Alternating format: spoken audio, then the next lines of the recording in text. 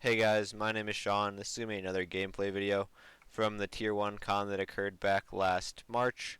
This is the second game of the 4 games that I played, and I'm sorry for the took a while to upload. I was doing a lot of stuff with the Strixhaven spoilers. And if there's any Strixhaven decks you'd like me to do a deck tag on any commanders, I definitely will do that. Just comment those down below. I have some Strixhaven decks built right now, but I don't know if I'm going to do deck decks on them. But comment down below and just comment any good video ideas because I always like to try to do different videos that people enjoy. So, thank you guys for watching. If you like this video, please like and subscribe. And let's get into this gameplay episode. Our first deck is yellow, who's on Elsha top. The deck aims to get Elsha and Senses Divining top on the battlefield, and then use Senses Divining top along with a cost reducer, such as Cloud Key, to draw through their entire library. Next, we have blue, who's on Tybalt Knowledge, the deck that aims to either cast an early game Ad Nauseam or an early game Tybalt, and then finishes the game with some sort of Underworld Breach line. Then we have blue on Nymris Tempo, which is a blue-black control build that aims to get Nymris out early, and then use Nymris' ability as card advantage to draw through your library and set up for a Oracle win.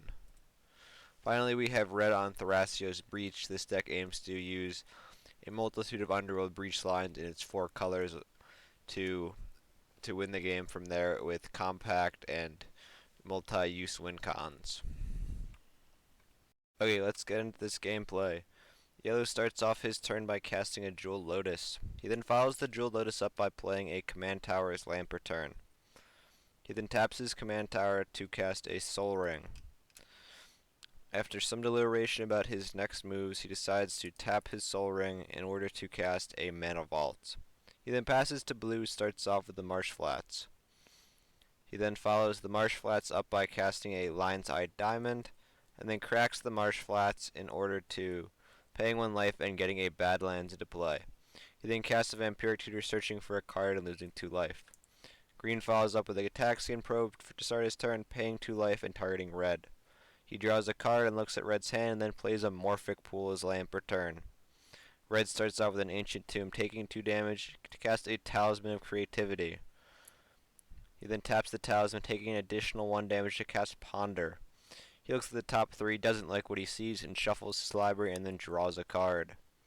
He then casts a Lion's Eye Diamond of his own, and then follows that up by casting a Chrome Mox. After deciding what to imprint, he decides to go with a Chain of Vapor, allowing the Chrome Mox to now tap for blue. Yellow starts off with a Fiery Islet, and then casts a Hull Breacher. Red then responds to the Hull Breacher by casting a Brainstorm, drawing 3 cards, and then putting 2 cards from his hand on top of his library. The Hull Breacher then resolves. Yellow then attempts to resolve a Wheel of Fortune. Knowing that the game will be ended if this occurs, Green casts a Demonic Consultation, naming Force of Negation. He starts off by revealing the top 6, does not see the Force of Negation, and then proceeds to reveal cards and exile them until he does. He exiles all the way through his library until he gets to the 5th card left, which is Force of Negation. He puts the Force of Negation into his hand and then casts it by exiling a blue card, which is a Notion Thief, from his hand. The Wheel of Fortune is now countered, and yellow passes turn to blue. Starts off with an Arid Mesa. He cracks his fetch land to get a Blood Crypt into play untapped, shocking him for 2 damage. He then plays a Mana Crypt for this turn, and then cracks his Lion's Eye Diamond in order to cast his commander Tybalt Cosmic Impostor. He then activates Tybalt's +2 ability, exiling the top card of each player's library. He exiles a Gamble, Snow-Covered Swamp, an additional Snow-Covered Swamp, and a Talisman of Creativity. Green then moves to his turn and starts off with an Exotic Orchard. He then looks at the top cards of his library, sees that he has 2 cards, and casts a Thassa's Oracle. With the trigger on the stack, he wins the game.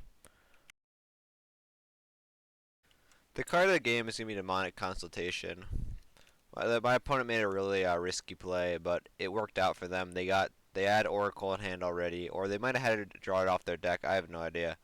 But they were able to use this to not only counter the Wheel of Fortune that would have basically put everyone else out of the game, and also to get their library low enough where they were able to win with a Thassa's Oracle hardcast. So very lucky play, but it was definitely the card that won the game for them. Some post-game thoughts. I did have a Thoughtseize. I probably should have played this. I figured out a way where I could also cast Thoughtseize and played Tybalt just due to if I cast my ritual. But my problem was if I Thoughtseize the player who I thought might have Oracle, then my other opponent wins. If I Thoughtseize the person, my other opponent who was on Thrasios Akiri, then the person who might have Oracle wins. So I was in a really tough spot. I should have Thoughtseized one of them.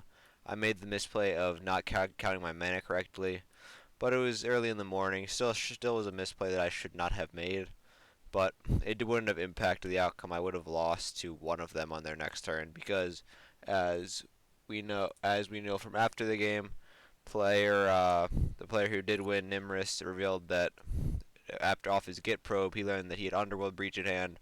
So he was basically just one card away because he had Underworld Breach and Lion's Eye Diamond, which is a two-card combo with a decent number of things: Wheels, Brain of Freeze. So I was pretty much dead no matter what. Turn 2, T-Ball was a little bit slow that game, but that was really just a lucky demonic consultation, and I can't say much more about it. So yeah, thank you guys for watching this video. I hope you enjoyed. As I mentioned in the intro, if there's any Strixhaven commanders and stuff like that that you'd like to see a video on, please comment those below. I really appreciate it. I might do a deck tech on a Strixhaven commander. Don't really know yet, still thinking about it. But thank you guys for watching and hope you enjoyed.